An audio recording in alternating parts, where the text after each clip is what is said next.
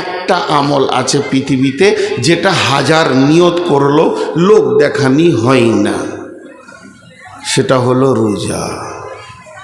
সম আল্লাহ বলছে যারা খায় না পান করে না তারা আমার জন্যই করে না। যারা খায় না পান করে না তারা আমার জন্যই করে না। একটা উদাহরণ দিচ্ছি বুঝাবার জন্য বলছি। আপনার বাড়ি পাটদাওনাপুর, আপনার বাড়ি সভাপুর, হঠাৎ আপনার মায়ের ওষুধ আনতে হবে কিংবা পাম্প মেশিনে একটা পার্টস লাগবে। মাসটা রমজান মাস, ভোরবেলায় উঠে সাহারি খেয়ে ফজরের সলাত পরে বের হয়ে চলে গেলেন ধুলিয়ান ডাক বাংলা। মাল পেছেন না, ওষুধও পেছেন না। একজন বলল এই পাঁচটা বহুত পুরাতন আপনার মেশিনটা, এই পাঁচটা যদি নিতে হয় তো বহরমপুর গেলে পেয়ে যাবেন, আপনার কাজের জরুরি ছিল। আপনি মারলেন টান বহরমপুর। ওখানে যখন পৌঁছালেন তখন 10টা বাজছে, কেবল দোকান খুলল। মালটা নিলেন, আস্তে আপনার 12টা একটা ধুলিয়ান হয়ে গেল। এরপরে আপনি নদী পার হলেন, প্রায় বাড়ি ঢুকতে 2টা বাজছে। প্রখর রোদ, আর এই রোদে জার্নি করে ভিতরটা মরুভূমি হয়ে গেছে। মনে হচ্ছে যেন এক জকে হবে না, এক বালতি পানি লাগবে তবেই জানটা ঠান্ডা হবে, তাছাড়া মনে হয় যেন ভিতরটা মরুভূমি হয়ে গেছে, শুকনো ঢোক গিলা হচ্ছে। তারপরও আমি কোনো রকম করে গায়ে তেলটা নিলাম, এবার গোসলখানায় গেলাম, মেশিনটা চালিয়ে দিলাম, কিংবা বিবিকে বললাম বেগম রে তুমি আমার কলটা চেপে দাও, একটু গাটা ঠান্ডা করে নি। আমি মগে করে পানি নিয়ে মাথায় ঢালছে, শীতল পানি আমার চামড়াকে ঠান্ডা করছে। ভিতরে যেন আমার দিল বলছে ওই পানিটা 1 গ্লাসও কম করে প্রয়োজন ছিল, কিন্তু ওই পানিটা যখন মুখের ওপর দিয়ে যেছে তখন আমি ঠোঁটটাকে চেপে ধরে নিয়েছি। ওই অবস্থায় পানি ঢালতে ঢালতে যদি 2-3 ঘুঁট খেয়ে নি, পৃথিবীর কেউ দেখতে পাবে না, কারো ক্ষমতা নয়, গাঁওয়ালা দেখবে না, মুসল্লি দেখবে না, ইমাম দেখবে না, মজ্জেন দেখবে না, হাজি দেখবে না, গাজী দেখবে না। তারপরও আমি খেলাম না, মুখটাকে আরো চেপে ধরছি যাতে করে 1 ফোঁটা না চলে যায়। এরপরে আমার গোসল হয়ে গেল, সালাত আদায় করলাম, বিবিকে বললাম তুমি বাইরে থাকো, আমি একটু ঘরের ভিতরে ফ্যানটা চালিয়ে দিই। ফ্যানটা ঘুরতে শুরু করলো, আর চুপ করে বিছানায় শুয়ে গেলাম। চৌকির নিচে মাছ আছে, মাংস আছে, ভাত আছে, রুটি আছে, ফ্রিজে কোল্ড ড্রিঙ্কস আছে, কলা আছে, আপেল আছে, আঙ্গুর আছে, জুস আছে, সমস্ত খাবারের ভান্ডার রয়েছে। ঘরের ভিতরে কেউ নাই, আব্বা নাই, মা নাই, বিবি নাই, সন্তান সন্ততি নাই। দরজা লাগানো আছে, হুড়কাও লাগিয়ে দিতে পারবো, সমস্ত কিছু ক্লিয়ার। এরপরও আমার মন বলছে না যে 1 ঘট ফ্রিজের পানি পান করে নি। এটা কেন বলছে না? একমাত্র আমার দিল বলছে, আমার আল্লাহ দেখছে। এখন যদি আমি একটা আঙ্গুরও খেয়ে নি, সারা পৃথিবী না দেখলেও আল্লাহ দেখছে। এই জন্য আমার আল্লাহ বলছেন নিশ্চয় আমার গোলাম খাওয়া পান করা ছেড়েছে, আমার জন্যই ছেড়েছে। যদিও মানুষকে দেখিয়ে রোজা রাখতো তাহলে গোপনে পেট ভরে খেয়ে নিত, সমাজে বলতো আমি রোজা রেখেছি, পৃথিবীর কেউ জানতো না, রোজাদারের সম্মানটা ওকে দেওয়া হয়ে যেত। কিন্তু একমাত্র রোজা রেখেছে তো আমার জন্যই রেখেছি। এখন আপনাদেরকে আমি ছোট করে প্রশ্ন করব, বলেন লোকটা পরেজগার হয়েছে কি হয়নি? মুখ খোলেননি, কিন্তু আরেকবার প্রশ্ন করছি, আপনারা বলেন ওই লোকটা আল্লাহর ভয়ে পরেজগার হয়েছে কি হয়নি? বাস আল্লাহ ওইটাই চাইছে, আল্লাহ ওইটাই চাইছে যে আমাকে ভয় করে কাজ কর সারা জীবন। এটা 1 মাস খালি ট্রেনিং করাতে আসছে, ট্রেনিং। জি, এর জন্যে না খাওয়ার ইবাদত, কিন্তু এটা কষ্ট। রোজা রাখতে অনেকে বলে কষ্ট লাগে না, তাহলে লাগে না তো কি হলো, লাগে বলি তো নেকিটা পাবো রে বাবা। কষ্ট আমরা কি হব আমরা জানি না, আল্লাহ জানেন। একটা উদাহরণ দিয়ে আবার তিনখানা পরপর চমক উদাহরণ দিব, তিনটে উদাহরণকে শুনবেন, গোটা রোজাটা যেখানে ঢুকে যাবে। তারপর আমি হাদিসের দিকে যাব। তিনটে উদাহরণ। নাম্বার 1, এই যে রাস্তায় আসছিলাম, কোন দিকের রাস্তা সব হুঁশ দিশে চলে গেছে, ঘাটে থেকে যে রাস্তাটায় আসলাম, তো রাস্তায় 2 জায়গায় ইটের ভাঁটা দেখলাম, ইটের ভাঁটা। বললাম মাদ্রাসার ছাত্র মনে হচ্ছে যারা দাঁড়িয়ে আছে। কোন মাদ্রাসার গো? শোভাপুরের না দেওনাপুরের না নদীর ওই পার থেকে এসছে। এইটি দাঁড়িয়ে আছে কেন? এই তোমরা দাঁড়িয়ে আছো কেন? ওই দাঁড়িয়ে আছো কেন তোমরা? আজীব ব্যাপার, লজ্জাও নাই কিছু নেই। আপনাদের বিরক্ত লাগছে নাকি? 3 জন বললে খালি, এরা মুখ খুলে না কেন? এদের মেয়েগুলিই ভালো, চোপার জোর খুব আছে, 1 মিনিট বন্ধ হয়নি, এতগুলি লোক মুখ খুলছেন। আপনাদের বিরক্ত লাগছে? তাহলে একটা বিষয়ের উপরে কথা বলছি, তো 3টে উদাহরণ দেবো, 3টে। কাকে ডাকছে? ঠিক মনে হচ্ছে মারবে নাকি, ভয়ও লাগছে। আচ্ছা আনিকুল কোথা গেল? আবার মনে পড়েছে আমাকে। হ্যাঁ ডেকে দেন না, ডেকে দেন, ডাকেন ডাকেন একবার। এই আনিকুল বাবু একবার এসো, শোনার দরকার আছে তোমাকে, একটা জিনিস আনতে বলবো। আমি অন্য কাউকে বলছি না, ভালোবাসি তো, আসছো না। আনিকুল তুমি তো শব্দ শুনতে পাচ্ছ না, এসো, কোথায় আছো? আর মহিলা মহল কথা বোধহয় বুঝতে পারছে না বাংলা কথা নাকি? মাথা খারাপ, কতদিন পর দেখা। মহিলা মহলে মা বোনদের কাছে আবেদন রাখছি যে হয়তো বক্তার বাংলা কথা বুঝতে পারা যাচ্ছে না নাকি, এত আওয়াজ আসছে এখানে যে বিদ্যুটে আওয়াজ আসছে। বাস চুপ হয়ে গেল। আপনি রাখেন, ও জিনিসটাই এরকম। আমাকে বাংলাদেশে এক স্কুলের মাস্টার আমার কানে এসে বলছে, হুজুর মেয়েগুলোকে চুপ করিয়ে দেন তো। তা বললাম মাথা খারাপ, আমার নিজের বই চুপ থাকে না, ফের লোকের বউকে চুপ করাবো। আমার বউকে যদি চুপ হতে বলি তো 20টা বলে। তো যাকে আমি ভালোবাসি, খাওয়াই, কাপড় দিই, চিকিৎসা ওষুধ দিই, সেই আমার কথা শুনে না, লোকের বউ শুনবে। ওই জন্য আর মেয়েদেরকে চুপ করতে বলি না। হ্যাঁ, আল্লাহ ভালো জানে যে ও যে চিল্লাইছে, যে মেয়েটা, ওর স্বামীকে যদি পেতাম তো 2টো জিলাপি খাওয়াইতাম। গরিব মানুষ, বেশি পারবো না, 2টো জিলাপি খাওয়াইতাম। বলে কেন? আমি 10 মিনিটে ওকে সহ্য করতে পারছি না, ও আছে কি করে ওকে নিয়ে? হ্যাঁ, সংসার করছে কি করে ওইরকম মেয়েকে নিয়ে? আল্লাহ আকবার, কি যে আজাবে আছে ওই জানে, কাউকে বলতে পারছে না, চিল্লা চিল্লি মেয়ে। তো উদাহরণগুলো মন দিয়ে শোনেন।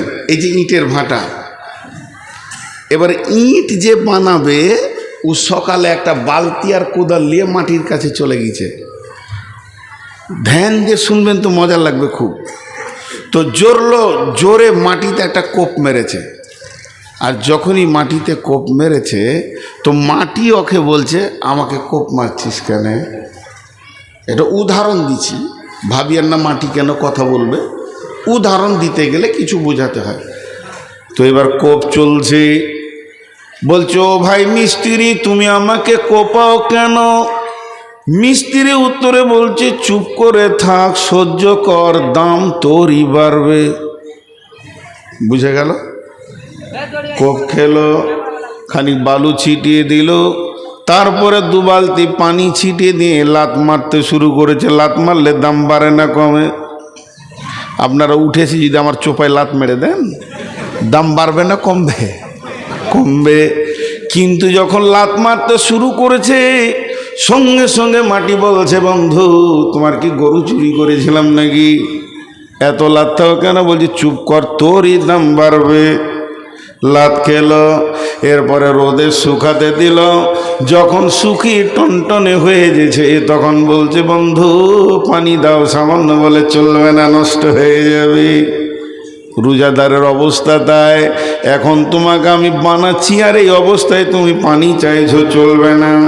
এবার ভাঁটি শুরু হলো।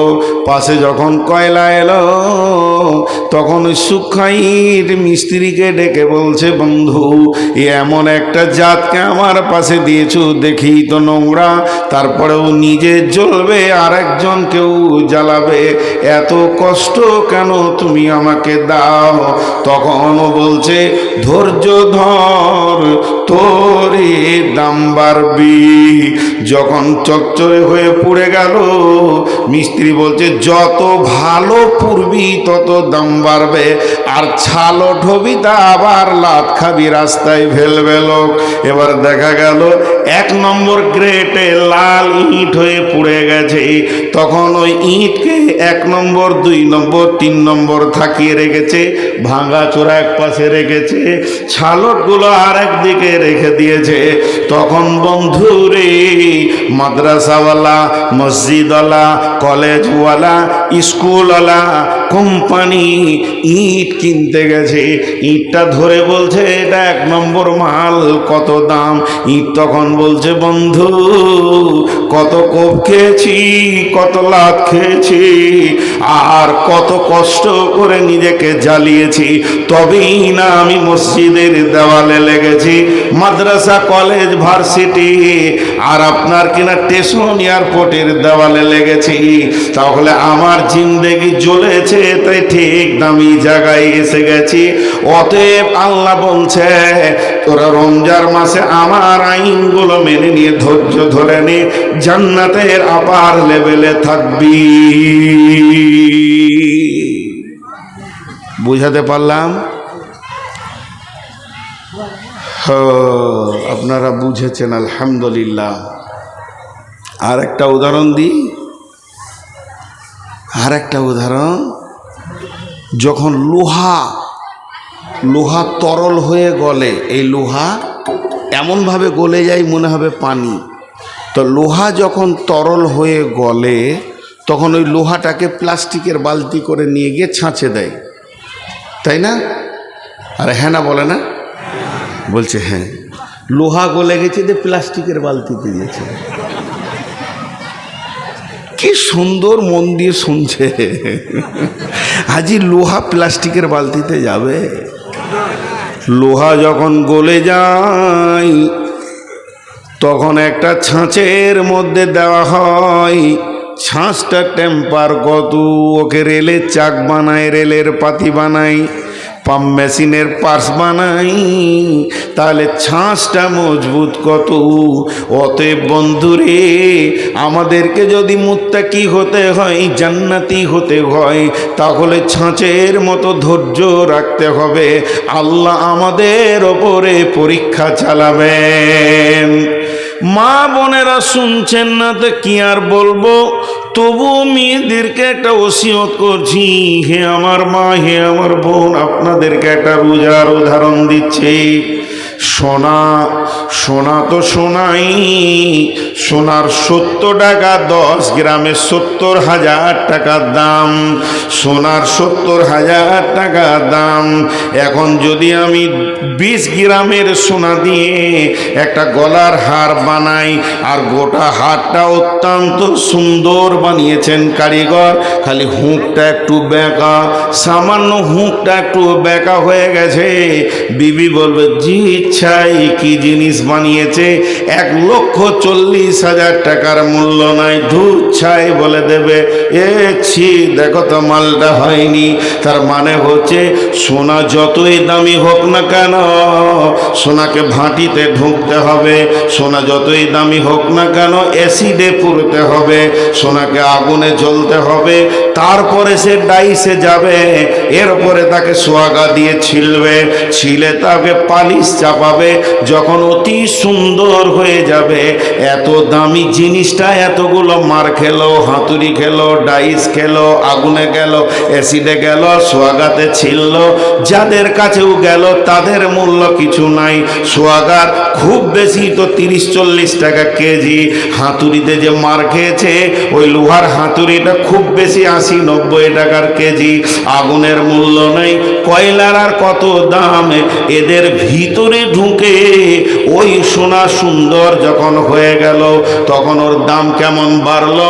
মেয়েরা নিজের কাঁচা চামড়াকে ফুটিয়ে ঝুলিয়ে দিল, নাককে ফুটিয়ে ঝুলিয়ে দিল, তাতে তার ব্যথা হলো না, আবার খিলখিল করে হাসছে, কান নড়াচ্ছে, নাক নড়াচ্ছে। অতএব হে মুমিন, যখন রমজানের রোজাকে আমরা একগ্র চিত্রে মেনে নিতে পারবো, তো আমার রব আমাদেরকে এত সুন্দর বানাবেন যে আমরা জান্নাতের অলংকার হয়ে যাব। এর জন্য আল্লাহ বলেছেন লাআল্লাকুম তাত্তাকুন, আমি তোমাদেরকে রোজা রাখাচ্ছি এই জন্যে যাতে করে তোমরা মুত্তাকি বেনে যাবি।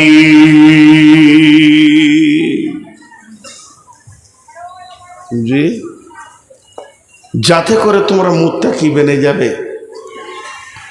লাআল্লাকুম তাত্তাকুন, যাতে করে তোমরা মুত্তাকি বেনে যাবে। তাহলে কত সুন্দর উদাহরণ দিলাম। এরপরে আল্লাহ কি বলছেন?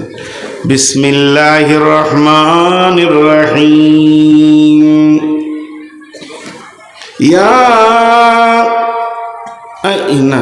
ইন্না আনজালনাহু ফি লাইলাতিল কদর ওয়া মা আদরাকা মা লাইলাতুল কদর লাইলাতুল কদরি খায়রুম মিন আলফি শাহর।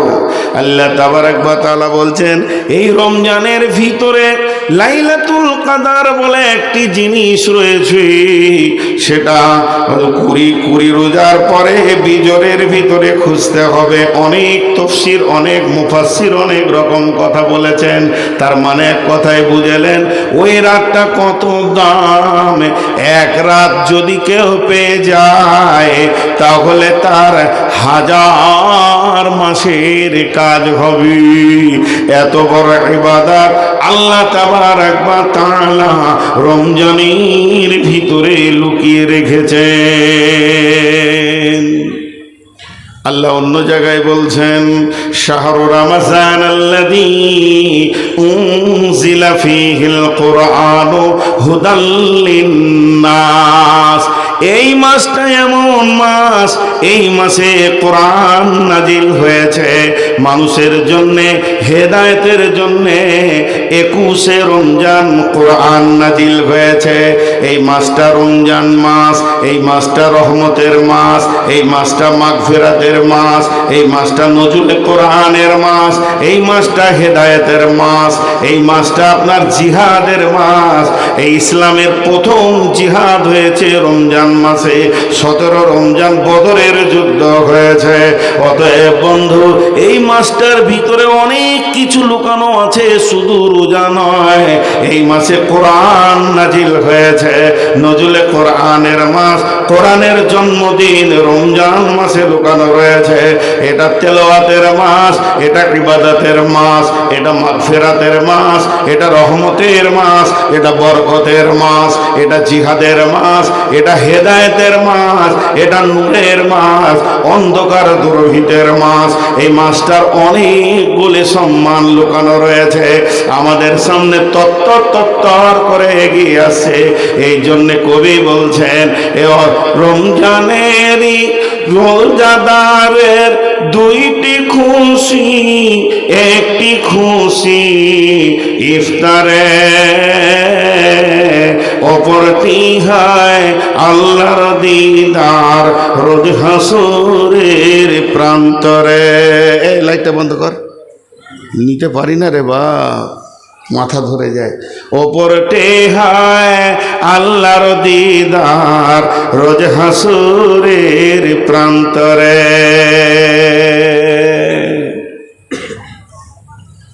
এই মাসটা এত দামি মাস।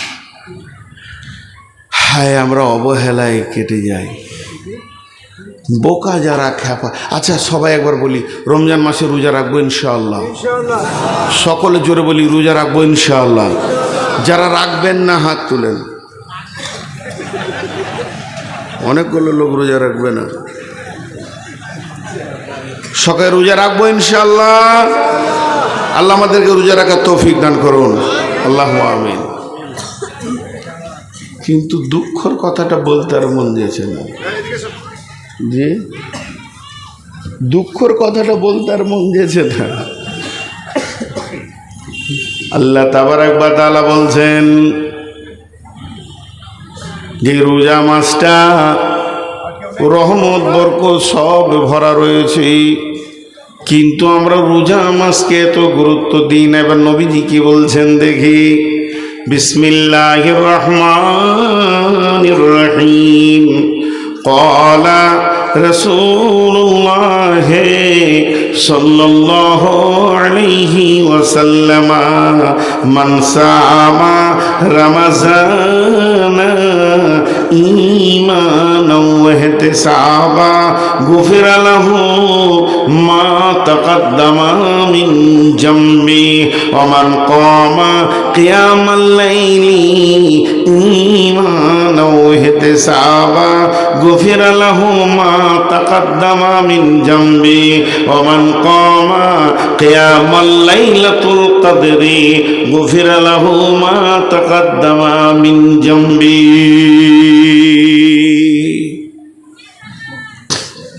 শুনি সব খুশি হয়ে যাবে। প্রথমেই আল্লাহ রসুল বলছেন যে রমজান মাসে রোজা রাখবে ঈমান ইহতিসাবের সঙ্গে, তার পূর্বের অনেক গুনাহ মাফ হয়ে যাবে। আর কেউ বলেছে সব গুনাহ মাফ। খুশি লাগলো না? লাও কি আর বুঝাবো বলেন তো, এতগুলি লোক খুশি হতে পারলেন না। খুশি হলে আলহামদুলিল্লাহ বলতে হয়, আশ্চর্য লাগলে সুবহানাল্লাহ বলতে হয়।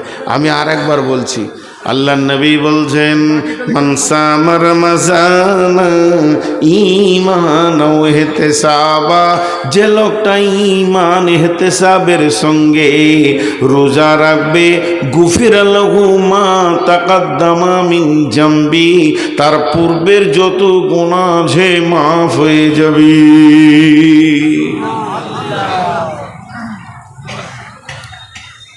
ওমান কামা কিয়ামাল লাইলি, কিয়ামাল লাইলি বলতে এখানে বলা হয়েছে মানে তারাবি, যে মানে প্রতিদিন পড়বে, বাদ যাবে না। আল্লাহ তাবারাক ওয়া তাআলা বলছেন, নবীজি বলছেন গুফিরা লাহু মা তাকাদ্দামা মিন জামবি, তার জীবনের পূর্বের অনেক গুনাহ মাফ হয়ে যাবে। জি কত বড় খুশির কথা। ওমান কামা কিয়ামাল লাইলাতুল কদরি, এই মাসে লাইলাতুল কদর লুকানো আছে। যদি কেউ লাইলাতুল কদর জেগে দেয়, গুফিরা লাহু মা তাকাদ্দামা মিন জামবি, তার জীবনের পূর্বে অনেক গুনাহ মাফ হয়ে যাবে।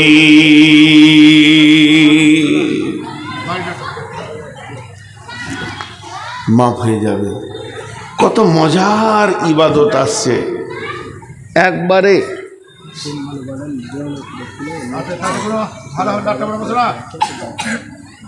দেওনাপুর, কোন দেওনাপুর?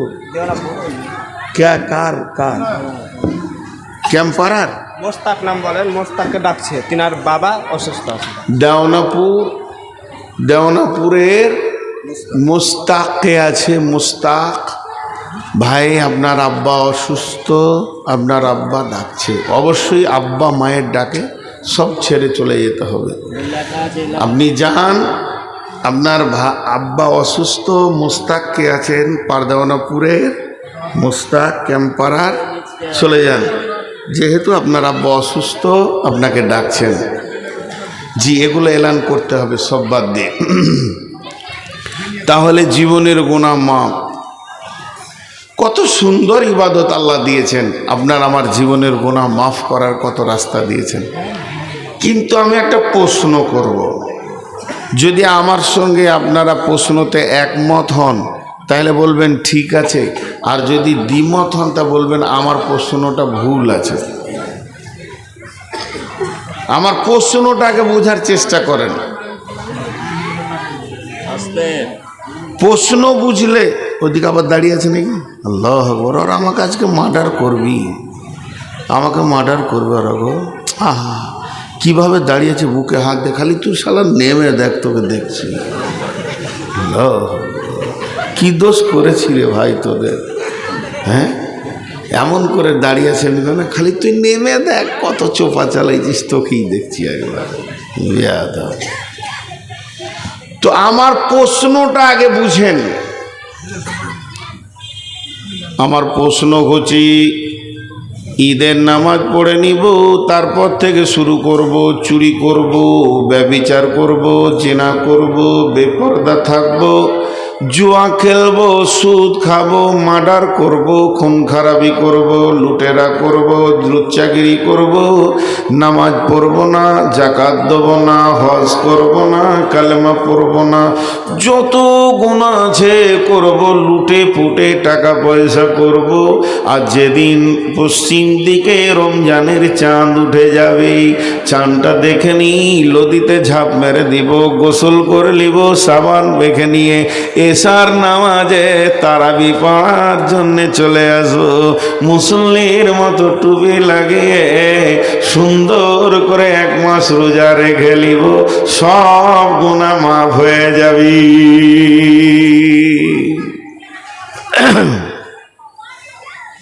কথা বোঝাতে পেরেছি এবার? সারা বছর পাইকিরি হারে পাপ করব, ডজন ডজন পাপ, আর রোজা রেখে নিব, গুনাহ মাফ। আর কেউ এখানে একটাও আলিম, সারা দুনিয়ার কোনো আলিম বলতে পারবে না যে হাদিসটা জাল বা জয়ীফ, যেহেতু নবীজি বলেছেন, সেই হাদিস বুখারী।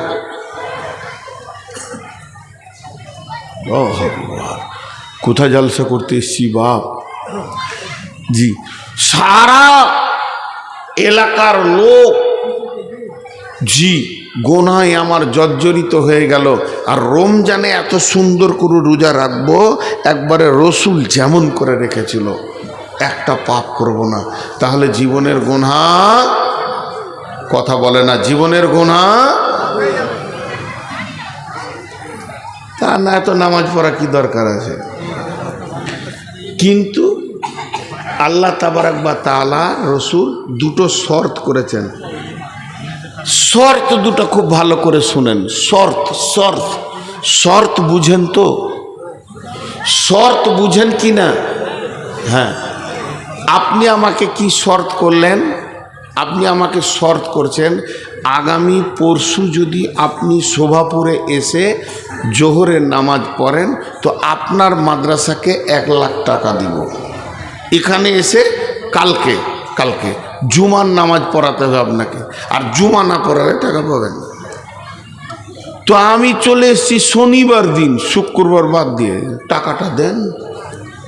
তবু তখন বলছি যে আপনার শর্ত ছিল, এখানে লেখা আছে দেখেন, যে আমি জুমার নামাজ শোভাপুর জামে মসজিদে পড়াবো, আর আমার ওয়াদা ছিল টাকা দিব।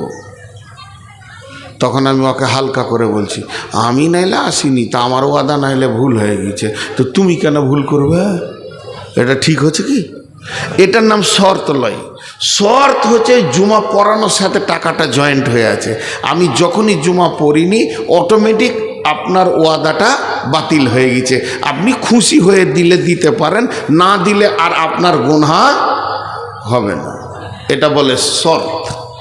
তো আল্লাহ রসুল দুটো শর্ত করেছেন, দুটো শর্ত। ওই রোজাতে গুনাহ মাপ হবে, তার জন্য দুটো শর্ত করেছেন। দেখেন, আমি শর্তগুলো দুবার করে বলবো। বিসমিল্লাহির রহমানির রহিম। মান সামা রমজান ঈমানাও ঈমানা ওয়া ইহতিসাবা ওয়া ইহতিসাবা ওয়া ইহতিসাবা গুফিরা লাহু মা তাকাদ্দামা মিন জামবি। যে লোকটা রোজা রাখবে ঈমানকে এহতেসাবকে সঙ্গে নিয়ে, ঈমান আর এহতেসাব এই দুটি জিনিসকে সঙ্গে নিয়ে রোজা রাখবে, আল্লাহর নবী বলছেন উম্মত তুমি নিশ্চিত হয়ে যাও, তোমার গুনাহ মাফ হয়ে যাবে। এটা কি বোতলের ভিতরে? এটা কি? কিন্তু আমি বলছি শরবত। যদি শরবত হয় এর সঙ্গে কি থাকতে হবে? চিনি যদি না থাকে, লেবু যদি না থাকে, তো ওটাকে কেউ শরবত বলবে? বলবে না। তো যে রোজাতে ওই দুটি জিনিস নাই, ঈমান আর এহতেসাব, ওটা রোজা লয়, ওটা উপোস। ঈমান আর এহতেসাব থাকতে হবে। এবার ঈমানটা কেমন? ঈমানটা কেমন? ঈমানটা কেমন? রোজা রাখছি আমার গুনাহ মাফ হবে, আমি রোজা রাখছি আমার গুনাহ মাফ, কথা বলে না? হবে না, হবেই, এর নাম ঈমান। হাদিসের মধ্যে আছে বান্দা যেমন আল্লাহর প্রতি ধারণা রাখবে, বান্দা যেমন আল্লাহর প্রতি ধারণা রাখবে, আল্লাহ বান্দার সঙ্গে ওই রকম ব্যবহার করবেন।